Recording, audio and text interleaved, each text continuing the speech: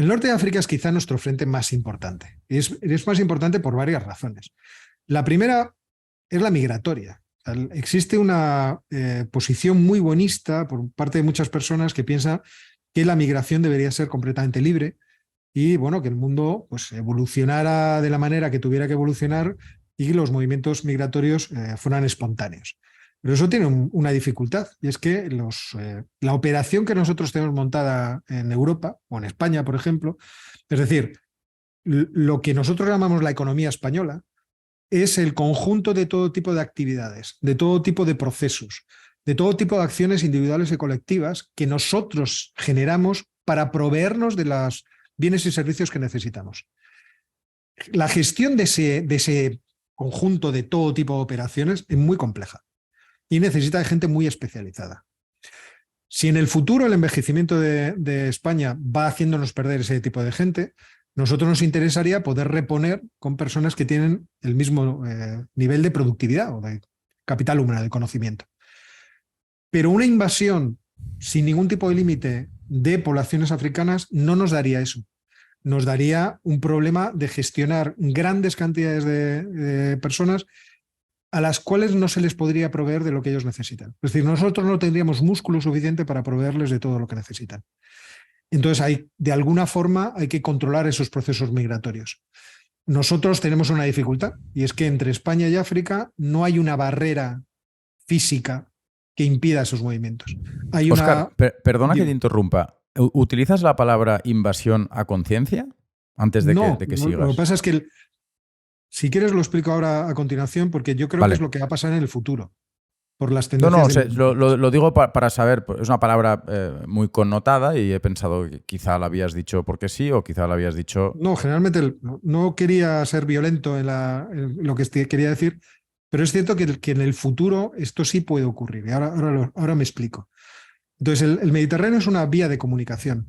Y como vía de comunicación, tú no puedes parar la venida de gente a menos que pusieras cañoneras y empezaras a cargarte las pateras que vienen a España, lo cual sería una barbaridad absolutamente impensable. Entonces, desde ese punto de vista, España y la Unión Europea necesita que el norte de África sea parte de los intereses europeos. Porque la barrera geográfica que limita Europa con África, no el África subsahariana, es el Sáhara. Es muy porosa. Y evidentemente es muy porosa. Entonces, hay de alguna forma que implicarse con todos los agentes del norte de África para hacer que esas migraciones se controlen de alguna forma. Y voy al asunto de la invasión. Las tendencias demográficas africanas, sobre todo el África subsahariana, son explosivas. Por ejemplo, hay un país que a mí me parece especialmente ilusionante, que es Nigeria.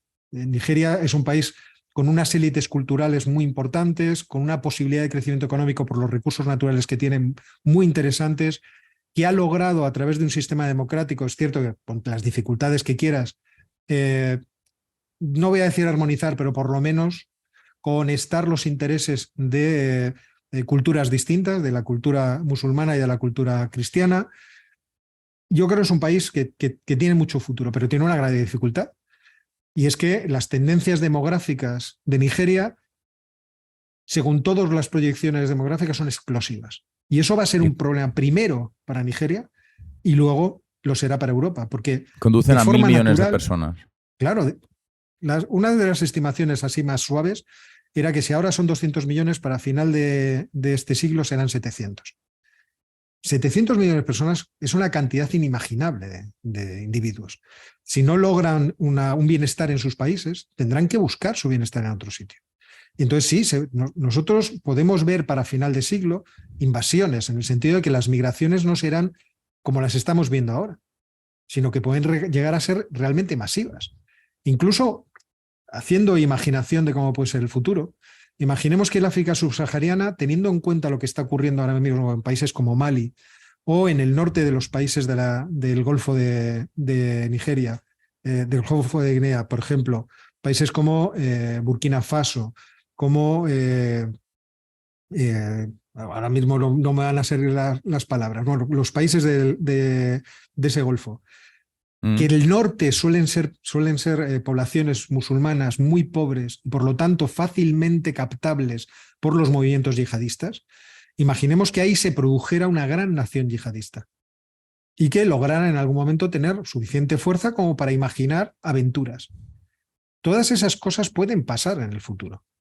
Y entonces es cierto que esos movimientos migratorios van a ser mucho más importantes, sobre todo teniendo en cuenta que aquí el envejecimiento hará que nosotros tengamos más debilidades.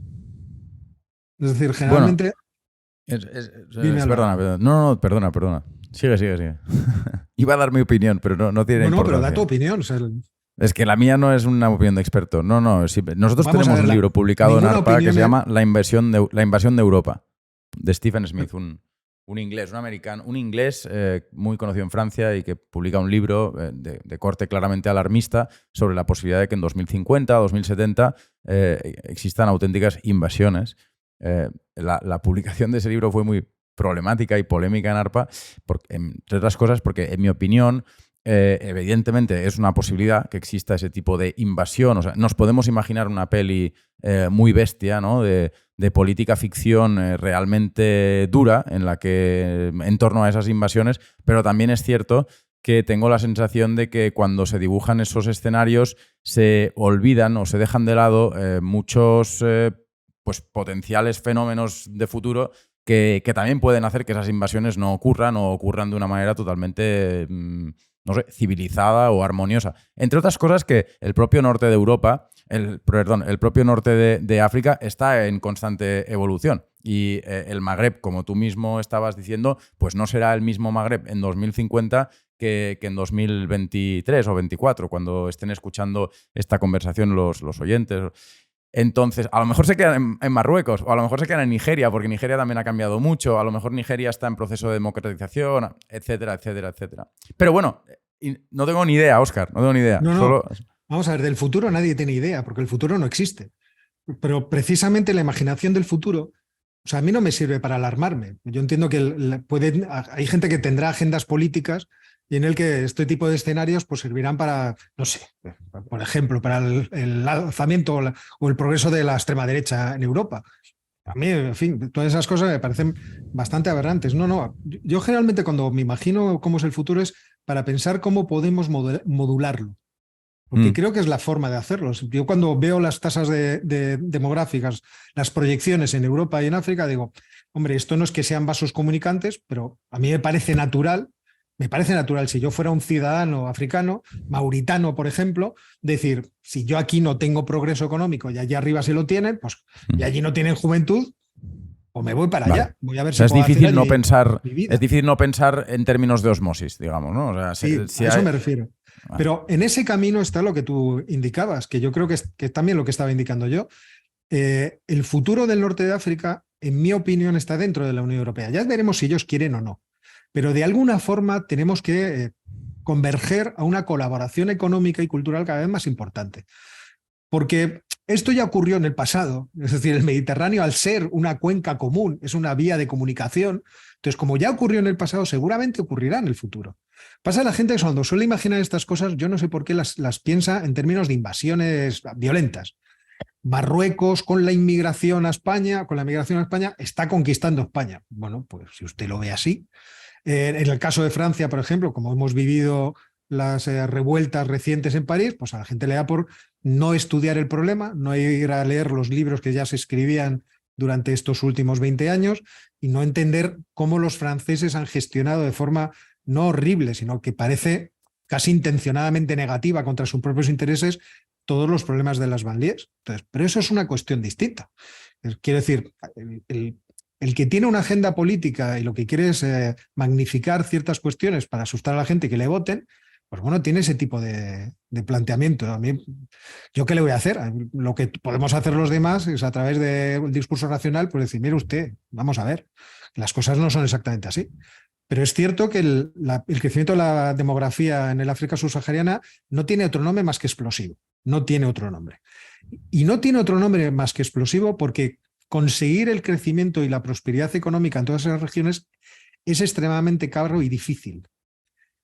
Caro porque la inversión por sí misma no lo solucionaría, es decir, que yo vaya allí y construya infraestructuras no lo va a solucionar exclusivamente, sino porque ahí existe un problema complejo de traer a las poblaciones que están en el medio rural, traerlas a las urbes y a través de ahí que se adapten al tipo de vida urbana que permite el progreso económico. Y esto en muchos países africanos, la gente lo olvida, está muy difícil de hacerse, principalmente porque la estructura política, sociológica, intencionada por parte de las élites y las oligarquías de esos países, ha producido esa división. Es decir, cuando tú te pones a estudiar países del África subsahariana, como Níger, por ejemplo, por poner uno, o países que son más pequeños y más manejables como Gabón, o la propia Mauritania, que tenía esclavitud hasta 1999, que fue cuando la declaró prohibida, ahí te das cuenta de que alrededor de las ciudades existe progreso económico. Pero alrededor de las ciudades existe también una gran red clientelar para mantener ciertos poderes. Hay una especie de toma por parte de ciertas élites de esa capacidad de generación de poder económico. Y el resto del país tiene muchísima gente viviendo en el campo, en generalmente agricultura de subsistencia o de supervivencia, de la que nadie se hace cuenta, que no interesa a nadie, de que viven a la suya literalmente, incluso en algunos casos con formas muy primitivas de organización. Entonces el asunto es cómo se produce la dinámica social, económica y cultural que hace que todo ese país cambie. Yo, como no soy un experto en estas cosas, algo leído, me parece una tarea muy compleja y de mucho tiempo.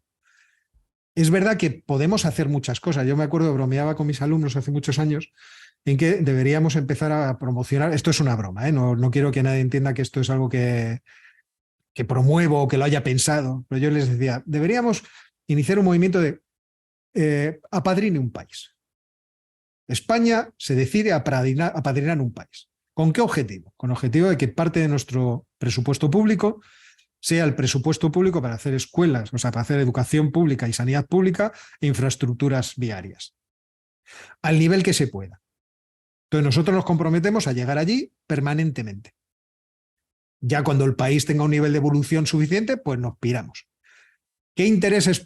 Claro, me decían los alumnos, ¿qué intereses tendríamos nosotros? Digo, esa sería la segunda parte, que seguramente estaríamos pidiendo algo a cambio. Pero yo no veo la posibilidad de que haya un desarrollo autónomo de los países tal y como están en muchos de ellos ahora mismo.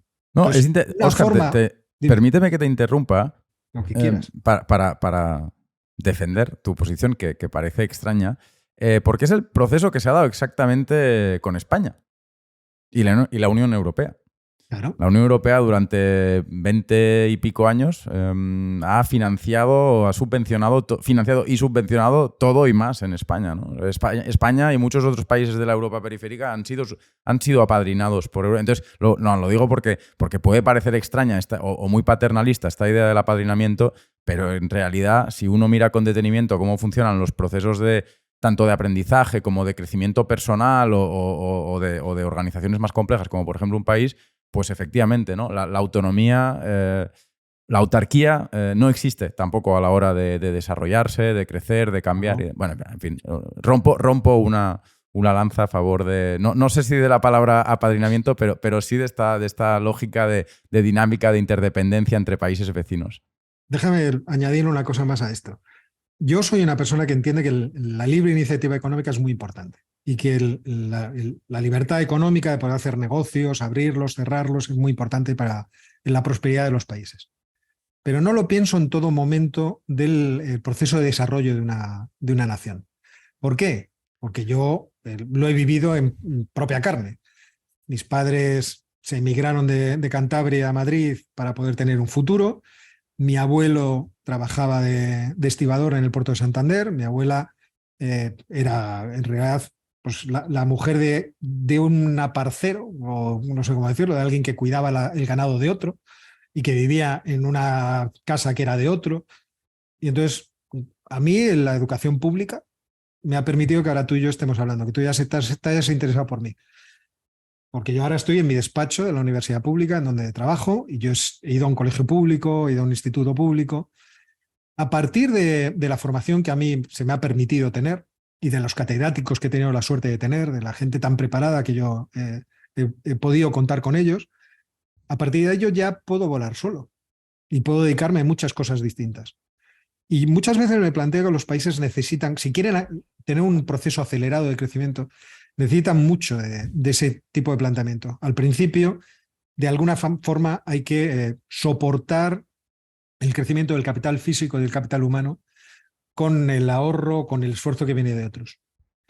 Cuando ya se alcanza una determinada altura, entonces yo soy muy favorable de empezar a desatar las intervenciones estatales para que esa gente que ya tiene una preparación, que ya hay una dinámica de instituciones creadas que permiten esa preparación, que ya existe un músculo económico que permite también, pues, a través de la extracción de impuestos, mantener las infraestructuras. Yo soy muy partidario de empezar a dejar libre a la gente para que haga lo que la gente sabe mejor hacer, que es aprovechar su conocimiento para generar valor. Y por lo tanto, Dime. No, acaba. No, y para proporcionarnos a todos los bienes que nos interesan, que nos satisfacen en las mejores condiciones posibles. Y eso, la competencia es el gran laboratorio de experimentación social en la parte económica que permite eso. Y a mí me pasa eso con los países en desarrollo. Es decir, cuando estoy viendo un país que digo, no salen, no logran levantar cabeza, ¿qué podríamos hacer para que levantaran cabeza? A mí me parece bastante claro. Infraestructuras de transporte, sanidad y sobre todo educación. Es cierto que hay que pacificar los países y eso también tiene su propia dificultad, pero esos tres elementos permiten el crecimiento económico muy rápido en una generación, que a veces nos olvidamos de esto. Es decir, en una generación, 20 años, 30 años, podemos producir cambios muy, muy drásticos en los países.